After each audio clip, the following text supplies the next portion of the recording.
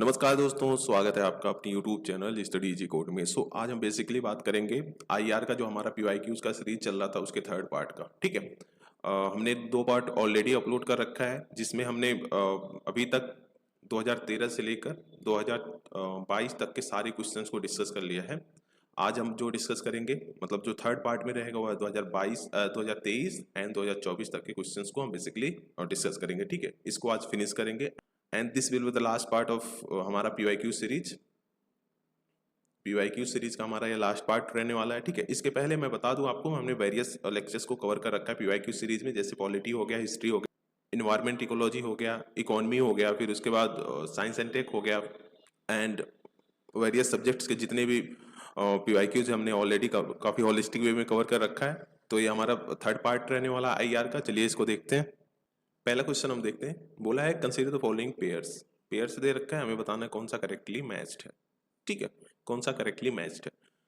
यहाँ पे दिया है, बोला reason often mention in news. जो रीजन है बेसिकली पर्टिकुलर रीजन, वो मेंशन न्यूज में क्यों है, हाँ, और उसका रीजन क्या है, बेसिकली उसका रीजन क्या है। ठीक है, तो फर्स्ट क्वेश्चन बोल रहा नॉर्थ किएव एंड इतूरी। ये इसलिए रीजन इसलिए न्यूज में है क्योंकि वहां पे वार हो रहा है बिटवीन आर्मेनिया एंड अजरबैजान। ठीक है, दूसरा क्या बोल रहा है, Nagorno Karabakh insurgency in Mozambique. Third दे रखा है खेरसॉन एंड जपोरिजिया। यह बोल रहा है dispute between Israel and Lebanon. बताओ इनमें से कौन सा करेक्टली मैच्ड है। देखो, अगर हम बात करें तो हमारा तीनों इसमें से सही नहीं है।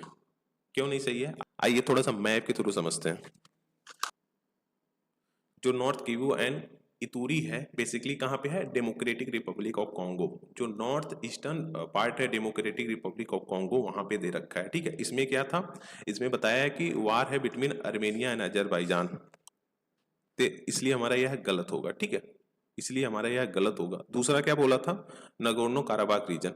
भाई नगोर्नो काराबाख जो अजरबैजान और आर्मेनिया का रीजन है, बेसिकली दोनों के द्वारा इसको क्लेम किया जा रहा है, मतलब क्लेम किया जाता है। बेसिकली अगर देखें तो अजरबैजान के इसमें पार्ट में है, इसका है, मतलब ये दोनों का डिस्प्यूटेड टेरिटरी है, अजरबैजान एंड आर्मेनिया। ठीक है, आप देख पा रहे हो। तो अगर इसको हम मैच कराएं तो इससे मैच होगा ना, वार बिटवीन अजरबैजान एंड आर्मेनिया। ठीक है, तो बेसिकली दूसरा वाला भी हमारा गलत है।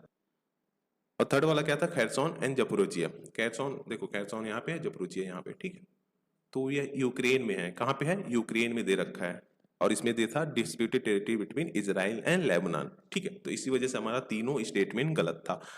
आइए थोड़ा सा इसके एक्सप्लेनेशन को देख लेते हैं। देखो यहाँ पे नॉर्थ किवू एंड इतूरी कहाँ पे है, लोकेटेड है democratic Republic of Congo, central Africa. ठीक है, किस लिए न्यूज में था, क्योंकि वहां पे ethnic violence and rebel insurgency देखी गई थी रिसेंट टाइम में। क्या, इथनिक वायलेंस एंड रेबल, जो रेबल इंसर्जेंसी थी बेसिकली देखी गई थी रिसेंट टाइम में। ठीक है, और उसके साथ साथ attacks by allied democratic forces, तो वहां के एलाइड डेमोक्रेटिक फोर्सेज है बेसिकली, उनके द्वारा भी इसमें अटैक देखा गया था।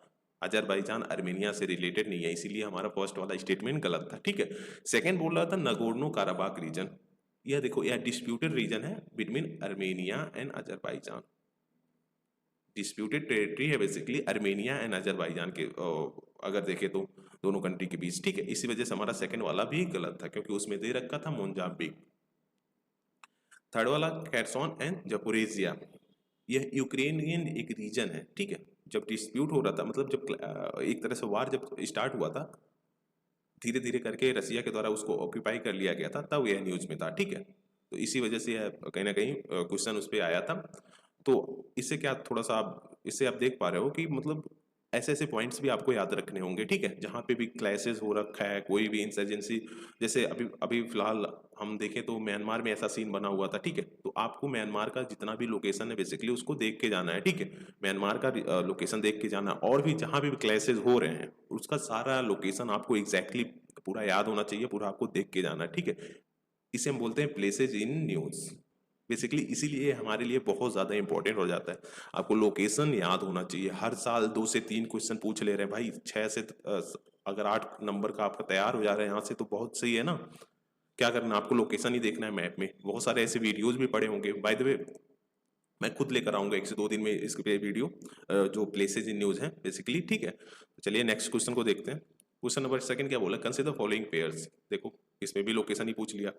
Area of conflicted mention in news country where it is located, मतलब एरिया बेसिकली जो एक कन्फ्लिक्टेड जो है एरिया है वह न्यूज में मेंशन है और किस कंट्री से एसोसिएटेड है बेसिकली हमें यह बताना है। ठीक है, यहाँ पे दे रखा है दोनबास सीरिया, भाई यूक्रेन है ना, ये यूक्रेन में है, दोनबास सीरिया में नहीं है, यूक्रेन में है।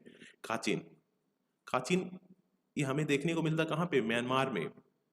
ठीक है, म्यांमार में, नॉर्दर्न म्यांमार में हमें देखने को मिलता है काचिन जो रीजन है। ठीक है, लोकेशन मैंने मेंशन किया है आगे, अभी उसमें देखेंगे।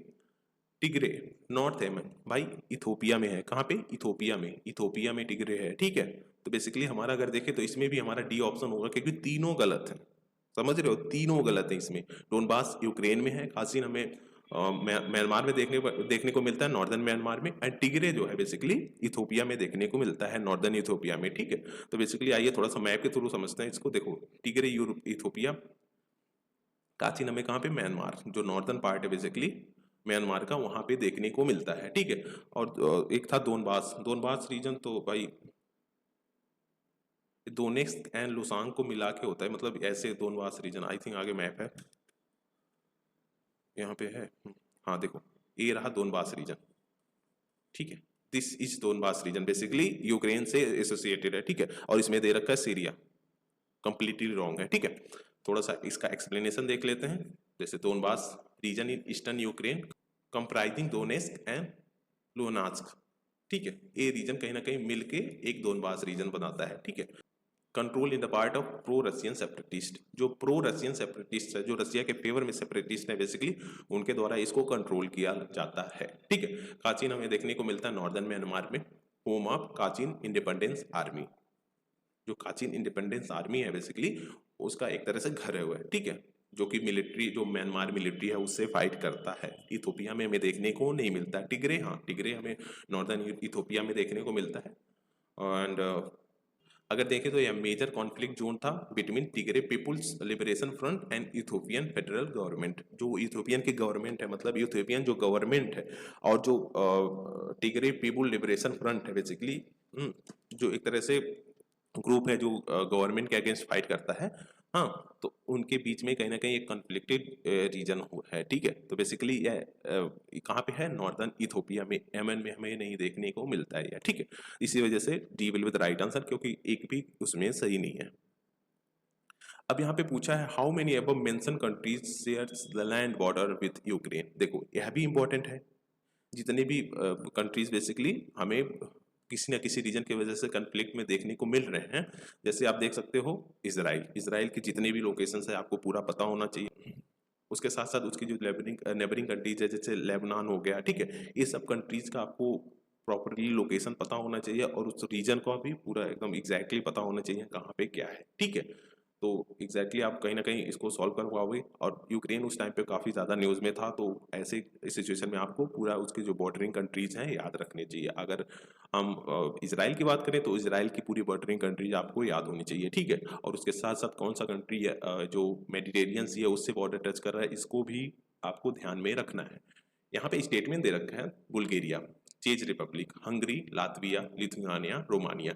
इनमें से मैं बताना है कौन सा लैंड बॉर्डर शेयर करता है यूक्रेन के साथ। ठीक है, अब बताओ इनमें से कौन सा सही है। इनमें से हमारा सही है हंगरी एंड रोमानिया। ठीक है, हंगरी एंड रोमानिया बस लैंड बॉर्डर शेयर करता है यूक्रेन के साथ। ठीक है, और ये सारी कंट्रीज नहीं करती हैं, इसी वजह से हमारा option A will be the right answer, क्योंकि दो कंट्री हैं बस जो लैंड बॉर्डर शेयर करती हैं यूक्रेन के साथ। अगर आप यहाँ पे देख पा रहे हो तो ये रहा रोमानिया और दूसरा रहा हंगरी। ठीक है, उसके बाद जो अदर कंट्रीज बॉर्डर शेयर कर रही है वो है स्लोवाकिया हो गया, पोलैंड हो गया, बेलारूस हो गया। ठीक है, रसिया हो गया, तो मोल्डोवा हो गया। तो ये सब कंट्रीज कहीं ना कहीं उससे यूक्रेन से बॉर्डर शेयर करती हैं। ठीक है, उसके बाद जो अदर लोकेशंस है जैसे ओडेसा हो गया, हाँ, ये सब लोकेशन आपको पता होना चाहिए, सबको देख के जाना है आपको एग्जामिनेशन हॉल में। ठीक है, ठीक है, यहाँ पे दो ऑप्शन हो गया, आप देख पा रहे हो। यूक्रेन लैंड बॉर्डर किससे किससे, रसिया से, बेलारूस से, पोलैंड हो गया, स्लोवाकिया हो गया, हंगरी हो गया, रोमानिया हो गया, मोल्डोवा हो गया। ठीक है, ये सब कंट्रीज से यूक्रेन लैंड बॉर्डर शेयर करता है। Hungary and Romania among the given countries share the land border with Ukraine. जो ऑप्शन में दिया हुआ था उसमें हंगरी एंड रोमानिया बस था जो कि लैंड बॉर्डर शेयर करता है यूक्रेन के साथ। ठीक है, इसमें क्या बोला है, consider the following statement, statement दे रखा है, हमें क्या बताना है, इनमें से कौन सा करेक्ट है। Recently, all countries of United Nations have adopted the first ever compact for international migration, the Global Compact for Safe, Orderly and Regular Migration।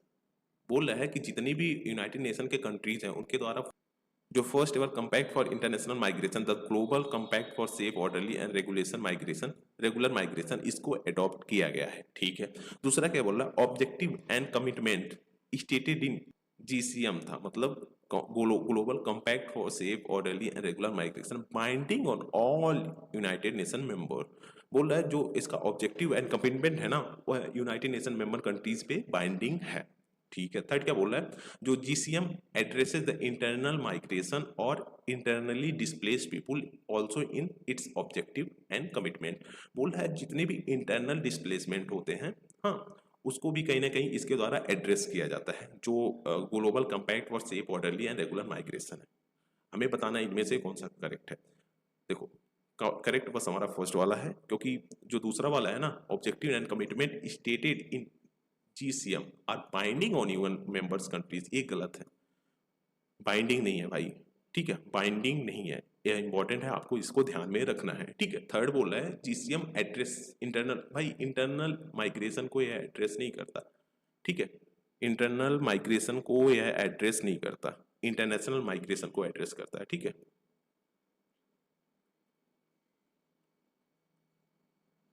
International migration को एड्रेस करता है, इंटरनल माइग्रेशन को एड्रेस नहीं करता है। यह भी एक इंपॉर्टेंट पॉइंट है, आपको याद रखना है। ठीक है, और जो ये था कि recently all the countries of United nation have adopted the first ever compact for international migration, the global compact for safe and orderly and regular migration. ये हमारा सही है। ठीक है, ये हमारा सही है।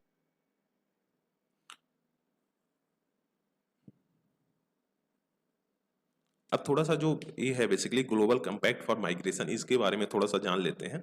देखो, एडॉप्ट किसके द्वारा किया गया था, यूनाइटेड नेशन जनरल असेंबली के द्वारा। ठीक है, दिसंबर 2018 में, दिसंबर 2018 में इसको एडॉप्ट किया गया था। जो जो जहाँ पे एडॉप्ट किया गया था उसका लोकेशन था मार्केज मोरक्को में, मार्केज मोरक्को में इसको एडॉप्ट किया गया था। एक नॉन बाइंडिंग एग्रीमेंट है, क्या है, नॉन बाइंडिंग एग्रीमेंट है। ठीक है, नॉन बाइंडिंग एग्रीमेंट है, और इंडिया का अगर इसमें रोल देखें तो इंडिया ने इसको सपोर्ट किया था। ठीक है, तो बेसिकली ये था इसके बारे में।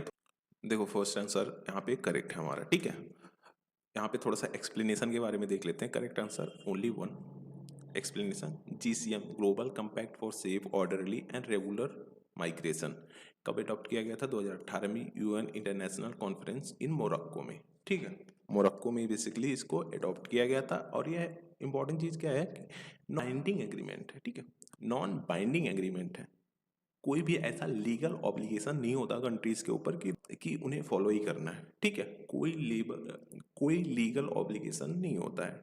ठीक है, and US, Hungary, Israel and the few countries did not adopt it. जैसे यूएस हो गया, हंगरी हो गया, इसराइल हो गया, और इसके साथ साथ कुछ अदर कंट्रीज भी हैं जिन्होंने इसको अडॉप्ट नहीं किया है। ठीक है, it covers international migration not internal migration, जितने भी इंटरनेशनल माइग्रेशन हो रहे हैं उसको कवर करता है। ठीक है, इंटरनल माइग्रेशन को कवर नहीं करता है। नेक्स्ट क्वेश्चन क्या बोल रहा है, consider the following statement, statement दे रखा है, हमें बताना क्या है, which one of the following is correct. First statement दे रखा है, क्या बोल रहा है, Israel has established diplomatic relation with some Arab states. Israel के द्वारा डिप्लोमेटिक रिलेशंस को इस्टेब्लिश किया गया है कुछ अरब स्टेट्स के साथ। ठीक है, सेकंड बोल रहा है, Arab peace initiative, Arab peace initiative mediated by Saudi Arabia was signed by Israel and Arab League. जो अरब पीस इनिशिएटिव था ना, बेसिकली मीडिएट किया गया था उसको सऊदी अरबिया के द्वारा, और उसके साथ साथ किसके द्वारा साइन किया गया था, अरब लीग के द्वारा, इजराइल एंड अरब लीग के द्वारा। ठीक है, तो बेसिकली आपको बताना है इनमें से कौन सा करेक्ट है। जो हमारा यहाँ पे फर्स्ट स्टेटमेंट है ना, वह करेक्ट है, और दूसरा वाला गलत है। दूसरा वाला गलत है क्योंकि इजराइल के द्वारा इसे साइन नहीं किया गया था। ठीक है, इजराइल के द्वारा इसे साइन नहीं किया गया था, इसी वजह से हमारा सेकेंड स्टेटमेंट कहीं ना कहीं गलत होगा, प्रपोज किया गया था सऊदी अरबिया के द्वारा। ठीक है, तो basically C will with right answer. ठीक है, तो C will with right answer. आगे बढ़ते हैं, थोड़ा सा इसके एक्सप्लेनेशन को देख लेते हैं। देखो, Abraham accord 2020 lead to normalization tie between Israel and UAE, Bahrain, Morocco and Sudan. ठीक है, जो अरब पीस इनिशिएटिव है 2002 में जिसे साइन किया गया था, उसको प्रपोज किया गया था सऊदी अरबिया के द्वारा। ठीक है, जो कि ऑफर करता है peace if Israel withdraw from occupied territory. जो इसराइल के द्वारा टेरिटरी को ऑक्यूपाई किया गया है, अगर इसराइल वहाँ से विड्रॉ कर जाता है तो बेसिकली क्या होगा, जो पीस डील है उसे आगे बढ़ाया जाएगा। ठीक है, बट इसराइल क्या किया, उसे कंप्लीटली डिनाई कर दिया कि मैं यह साइन नहीं करूँगा। ठीक है, अगर थोड़ा बहुत जो अरब पीस इनिशिएटिव के बारे में है उसको देखें तो क्या हुआ था, देखो ये तो हमें पता है कि सऊदी अरबिया के द्वारा प्रपोज किया गया था, एडॉप्ट किया गया था अरब लीग समिट के दौरान। ठीक है, अरब लीग समिट के दौरान जो बेरैत में हुआ था 2002 में। ठीक है, हालांकि इसे रीअफर्म किया गया है वेरियस टाइम, बट कोई ऐसा पर्टिकुलर रिजल्ट था वह उससे निकल कर नहीं आया। ठीक है, यह था क्या एग्जैक्टली, एक कॉम्प्रिहेंसिव पीस प्लान था। इसराइल जो है एंड जो अरब कंट्रीज है, ठीक है, इजराइल एंड अरब कंट्रीज के बीच में एक कॉम्प्रिहेंसिव पीस प्लान था। मतलब ये है कि जो नॉर्मलाइजेशन है रिलेशन का अरब कंट्रीज के साथ, उसको कंप्लीटली किया जाए, बेसिकली ये था। ठीक है, अरब पीस इनिशिएटिव 2002 में इसको लाया गया था। ठीक है, अब नेक्स्ट क्वेश्चन क्या बोल रहा है, in the recent year Chad Guinea, Mali, Sudan catch the international attention for which one of the following region common to all of them. हमने इसको पहले भी देखा है। ठीक है, इसको पहले भी देख रखा है। क्या रीजन था, सक्सेसफुल को, सक्सेसफुल को। ठीक है, अगर आप यहाँ पे मैप में देखो तो देखो ये सहेल रीजन है ना, ये हो गया सहेल रीजन। ठीक है, यहाँ पे कहीं ना कहीं मिलिट्री को हमें देखने को मिल रहा था उस टाइम पे, अगर हम देखें तो। ठीक है, देखो यहाँ पे सक्सेसफुल को, अरब कंट्रीज है विटनेस मिलिट्री को इन रिसेंट ईयर्स। चैड हो गया, गिनिया हो गया, माली हो गया, सूडान हो गया। इंपॉर्टेंट है क्योंकि इस पे क्वेश्चंस हमें देखने को मिला है कि बार बार पूछ रहे हैं। ठीक है, तो इसलिए जो सहेल रीजन है बेसिकली उसको आपको ध्यान में रखना है। ठीक है, इसके अलावा जो भी कॉन्फ्लिक्टेड रीजन है बेसिकली उसको भी आपको ध्यान में रखना है। ठीक है, आगे बढ़ते हैं, नेक्स्ट क्वेश्चन को देखते हैं। क्वेश्चन नंबर नेक्स्ट वाला क्या बोल रहा है, consider following statement about G20। G20 के रिगार्डिंग कुछ स्टेटमेंट दे रखा है, हमें बताना उनमें से कौन सा करेक्ट है। ठीक है, फर्स्ट बोला G20 group was originally established as a platform for finance minister and central bank governors to discuss the international economic and financial issues। बोल रहा है कि जब G20 को बेसिकली इनिशियल टाइम में इस्टेब्लिशमेंट उसका हुआ था, वह एक प्लेटफॉर्म था किसके लिए, जो कि फाइनेंशियल मिनिस्टर, जो फाइनेंस मिनिस्टर हैं और जो सेंट्रल बैंक गवर्नर हैं, वह एक साथ आए। जितनी भी कंट्रीज हैं बेसिकली G20 में, उनके जो फाइनेंस मिनिस्टर और जो सेंट्रल बैंक के गवर्नर है वह एक साथ आए और जो global basically international economic and financial issue चल रहा है उसको रिजॉल्व करें। समझ रहे हो, तो ये बेसिकली फर्स्ट स्टेटमेंट हो गया। दूसरा बोल रहा है digital public infrastructure is one of India's G20 priorities. बोल रहा जो डिजिटल पब्लिक इंफ्रास्ट्रक्चर बेसिकली वह इंडिया का कहीं ना कहीं एक प्रायोरिटी है। ठीक है, तो अब इसमें से हमें बताना है कौन सा करेक्ट है। इसमें हमारा दोनों करेक्ट है। ठीक है, बोथ फर्स्ट एंड सेकेंड दोनों करेक्ट है। ठीक है, अब थोड़ा सा G20 के बारे में हम देख लेते हैं। G20 कब इस्टेब्लिश किया गया था, 1999 में। ठीक है, जो एशियन फाइनेंशियल क्राइसिस था उसके बाद कहीं ना कहीं इसको इस्टेब्लिश किया गया था। ठीक है, अगर मेंबर कंट्रीज़ की बात करें तो 19 कंट्रीज़ हैं प्लस यूरोपियन यूनियन है। ठीक है, अभी रिसेंट में अगर हम देखें 2023 में EU को भी कहीं ना कहीं इसमें ऐड कर लिया गया है एज ए परमानेंट गेस्ट। ठीक है, जो अफ्रीकन यूनियन है उसको कहीं ना कहीं एज ए परमानेंट गेस्ट इसमें एक्सेप्ट कर लिया गया है। ठीक है,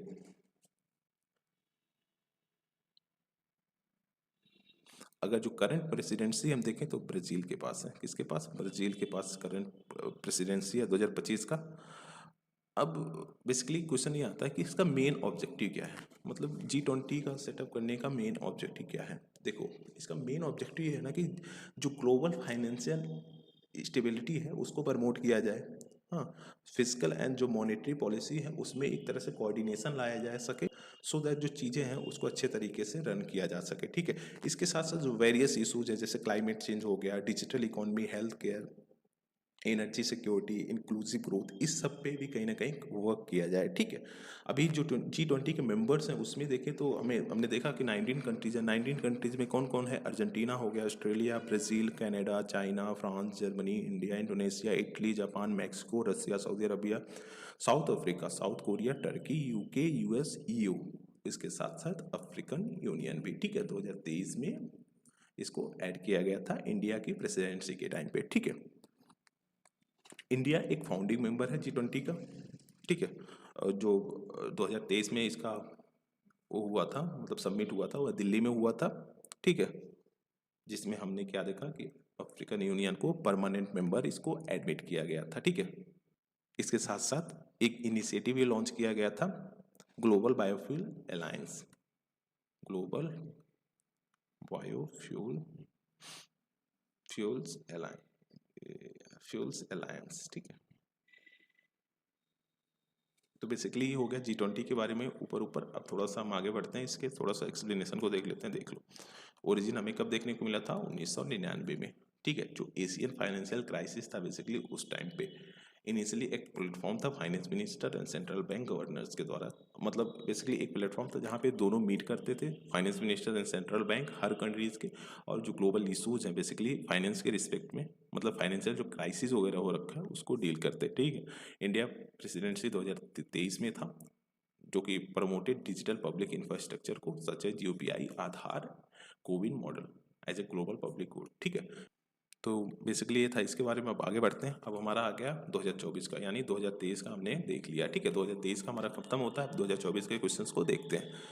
क्वेश्चन नंबर फर्स्ट क्या बोला? Operation undertaken by army towards upliftment of local population in remote area to include addressing their basic need is called operation Sadbhavana. Operation Sadbhavana, इसको इनिशिएट किया गया था इंडियन आर्मी के द्वारा। इंडियन आर्मी के द्वारा इनिशिएट किया गया था जम्मू एंड कश्मीर में, ठीक है। इसका मेन एम था कि जो ट्रस्ट है बेसिकली जो लोकल्स हैं उनके साथ कहीं ना कहीं उसको इंक्रीज़ करना, उसके साथ साथ इंफ्रास्ट्रक्चर को इम्प्रूव करना, एजुकेशन को इम्प्रूव करना, हेल्थ, उसके साथ साथ जो अदर फील्ड है जैसे वीमेन एम्पावरमेंट है उस सबको कहीं ना कहीं सिग्निफिकेंट लेवल पे इम्प्रूव करना, ठीक है। एंड ऑपरेशन मैत्री क्या है? देखो 2015 में जो बेसिकली नेपाल में अर्थक्वेक आया था, उस टाइम में जो ह्यूमैनिटेरियन एड इंडिया की तरफ से दिया जा रहा था वहाँ पे, उसको ऑपरेशन मैत्री नाम दिया गया था, ठीक है। ऑपरेशन संकल्प, जब US और ईरान का टेंशन था बेसिकली, हाँ, US ईरान में जब टेंशन था बेसिकली, उस टाइम पे कहीं ना कहीं इंडियन नेवी का एक ऑपरेशन था कि जो भी इंडियन वेसल्स हैं पर्शियन गल्फ में उसको कहीं ना कहीं सेफ उसके तरीके से उसको वहाँ से बाहर निकाला जाए, ठीक है। ऑपरेशन संकल्प हुआ था, ठीक है। फिर उसके बाद ऑपरेशन मदद, यह जब केरला में फ्लड आया था 2018 में, उस टाइम पे जो हेल्प किया गया था बेसिकली वो था, ठीक है। तो बेसिकली ये था इसके बारे में। अब थोड़ा सा आगे बढ़ लेते हैं। ऑपरेशन सद्भावना था, ऑपरेशन सद्भावना initiated by Indian army in Jammu and Kashmir, ताकि बिल्ड किया जा सके ट्रस्ट का लोकल्स के साथ, जैसे उसके साथ साथ इम्प्रूव किया जा सके इंफ्रास्ट्रक्चर, एजुकेशन हो गया, हेल्थ, वीमेन एम्पावर, जो रिमोट एरिया में बेसिकली वह रह रहे हैं, ठीक है। अगर कंपेन का वो देखें तो विनिंग हार्ट एंड माइंड था, ये था मोटो, एक तरह से क्या बोल सकते हैं, मोटो, हाँ, ठीक है। ऑपरेशन, अदर ऑपरेशंस जैसे ऑपरेशन मैत्री ह्यूमैनिटेरियन ऑपरेशन था नेपाल अर्थक्वेक में 2015 में जो आया था, ठीक है। ऑपरेशन संकल्प था, जो इंडियन ऑपरेशंस हो रहे थे बेसिकली से passage of Indian vessels in Persian Gulf post US Iran tension. Operation Madad, disaster relief during Kerala flood 2018 में जो आया था, ठीक है। तो बेसिकली ये था, इसके बारे में आगे बढ़ते हैं, नेक्स्ट क्वेश्चन को देखते हैं। अब यहाँ पे बोल रहा है which one of the following are correctly match in terms of equivalent rank in 3 service of Indian defence forces, army, air force and navy. First बोला है ब्रिगेडियर, एयरफोर्स, आर्मी में ब्रिगेडियर, एयरफोर्स में एयर कोमोडोर और navy में commander. दूसरा बोला है major general, air vice marshal, vice admiral. Third बोला है मेजर, इंडिया उसमें squadron leader, lieutenant commander. Fourth है lieutenant colonel, group captain and captain. बताओ इनमें से कौन सा करेक्टली मैच्ड है अगर हम इसमें देखें तो, ठीक है। इसमें जो हमारा थर्ड वाला है ना, major squadron leader and lieutenant commander, basically यही बस सही है इसमें देखे तो, यही हमारा करेक्टली मैच्ड है, उसके बाद सब गलत है। ये थोड़ा सा एक्सप्लेनेशन इसका देख लेते हैं।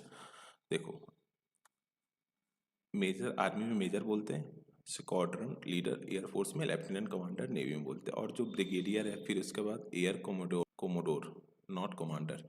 यहाँ पे कोमोडोर होगा, कमांडर नहीं होगा, ठीक है, इसी वजह से हमारा गलत था। फिर उसके बाद major general, air marshal, air vice marshal, rear admiral बोलते हैं, वाइस एडमिरल, इससे एक रैंक एबव होता है, ठीक है। Lieutenant colonel, wing commander, not group captain, ठीक है। तो इसी वजह से बेसिकली ये वाला हमारा गलत था अगर देखें तो। अब हमारा था नेक्स्ट क्वेश्चन, इसमें क्या बोला है, which one of the following statement about exercise Mitra Shakti 2023 are correct. जो एक्सरसाइज हुआ था मित्रा शक्ति 2023 में, उसके रिगार्डिंग कुछ स्टेटमेंट दे रखा है, हमें बताना इनमें से कौन सा करेक्ट है, ठीक है। फर्स्ट बोला है this was a joint military exercise between India and Bangladesh. बोल रहा है ये एक ज्वाइंट मिलिट्री एक्सरसाइज था इंडिया एंड बांग्लादेश के बीच, ठीक है। इट कमेंस्ड इन औंध, पुणे में। Joint response during counter terrorism operation was the goal of this operation. जो ज्वाइंट रिस्पॉन्स होता है बेसिकली जब काउंटर टेररिज्म ऑपरेशन होता है, उसका एक गोल था बेसिकली, इसका एक गोल था कि उस टाइम पे कैसे हम जो टेररिज्म उसको काउंटर वाउंटर कर सकते हैं ज्वाइंटली, उसको उसके रिगार्डिंग यह था, ठीक है। फोर्थ बोला है Indian air force was the part of this exercise. Indian air force इस एक्सरसाइज का पार्ट था। बताओ इनमें से कौन सा सही है। देखो D will be the right answer. दूसरा तीसरा चौथा सही है, बट यहाँ पे जो बांग्लादेश दे रखा है ना, यह गलत हो गया, श्रीलंका है भाई। क्या है, श्रीलंका है, बांग्लादेश नहीं है, ठीक है। अगर थोड़ा सा इस एक्सरसाइज के बारे में जाने तो इसका नाम है मित्रा शक्ति, मतलब पावर ऑफ फ्रेंडशिप।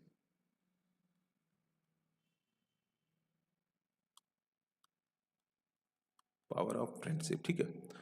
पार्टिसिपेट किसी किसके द्वारा किया जाता है, Indian army and Sri Lankan army, ठीक है। फोकस किस पे करता है, काउंटर टेररिज्म पे, काउंटर इंसर्जेंसी, और जो यूएन पीस कीपिंग मिशंस होते हैं उस पे, ठीक है। यह एक बाइलेटरल एंड मिलिट्री एक्सरसाइज है। अगर देखें 2023 का तो हमें पुणे में देखने को मिला था, ठीक है, महाराष्ट्र में। तो बेसिकली ये था इसके बारे में, थोड़ा सा इसका एक्सप्लेनेशन देख लेते हैं। मित्रा शक्ति क्या है, bilateral military exercise India Sri Lanka, Bangladesh नहीं है।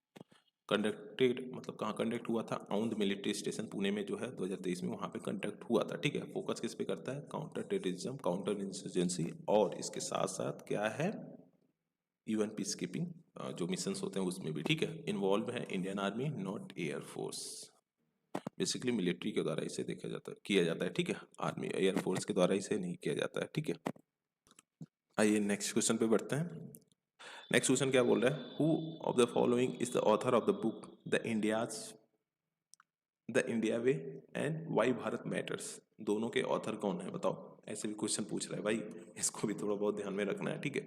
सुब्रमण्यम जयशंकर, यस जयशंकर, ठीक है, एस जयशंकर जो हमारे फॉरेन मिनिस्टर हैं, उनके द्वारा इसको लिखा गया है, ठीक है।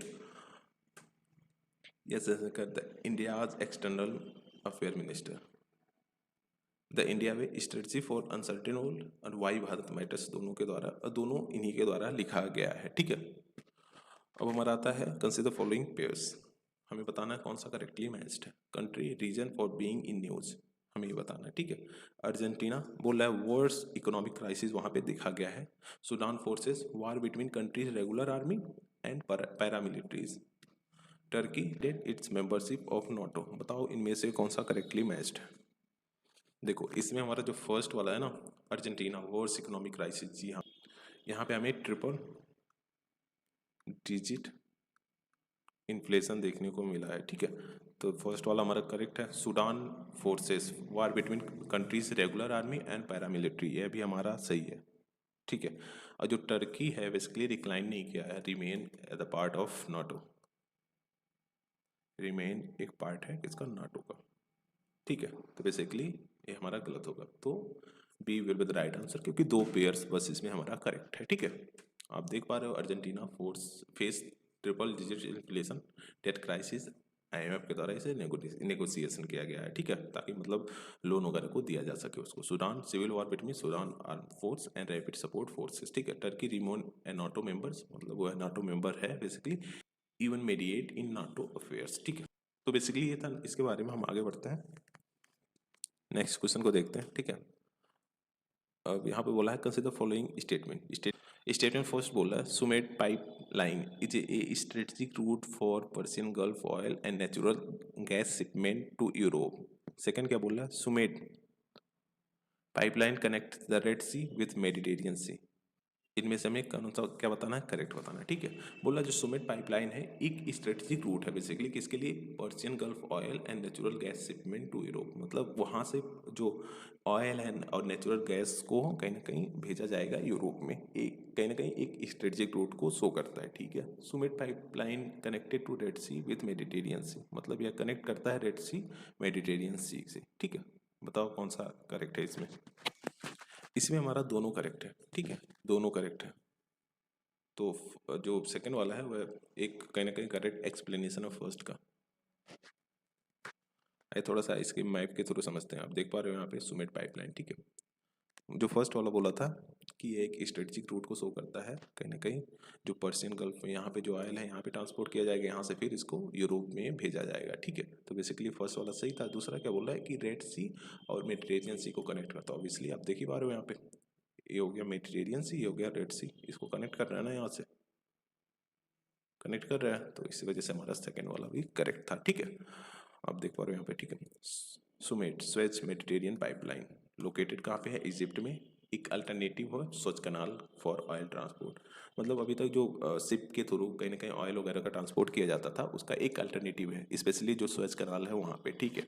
कनेक्ट करता है इन सोकाना एंड सीधी केरीरी मेडिटेरियन सी में, इन सोकाना रेड सी में एंड सीधी केरीर मेडिटेरियन सी में, ठीक है।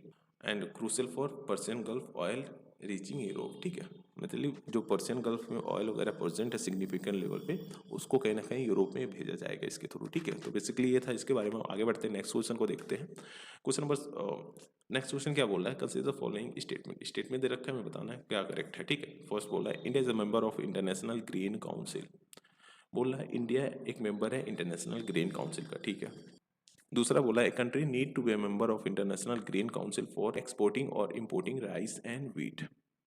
बोल रहा है कि अगर कोई भी कंट्री राइस एंड व्हीट का एक्सपोर्ट कर रहा है या फिर इंपोर्ट कर रहा है, उसको इंटरनेशनल ग्रीन काउंसिल का मेंबर होना पड़ेगा।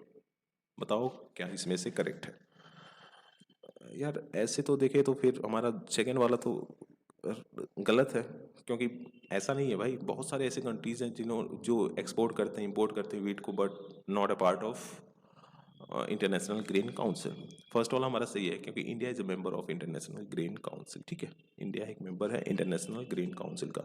अब यहाँ पे थोड़ा सा क्वेश्चन आता है कि इंटरनेशनल ग्रीन काउंसिल क्या है एग्जैक्टली। देखो ये है इंटर गवर्नमेंटल ऑर्गेनाइजेशन है, इंटर गवर्नमेंटल ऑर्गेनाइजेशन है, ठीक है।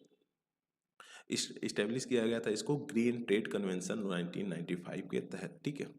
ग्रीन ट्रेड कन्वेंशन जो हुआ था 1995 में, उसके तहत कहीं ना कहीं इसको इस्टेब्लिश किया गया था। इसका हेडक्वार्टर हमें लंदन में देखने को मिलता है, कहाँ पे, लंदन में देखने को मिलता है।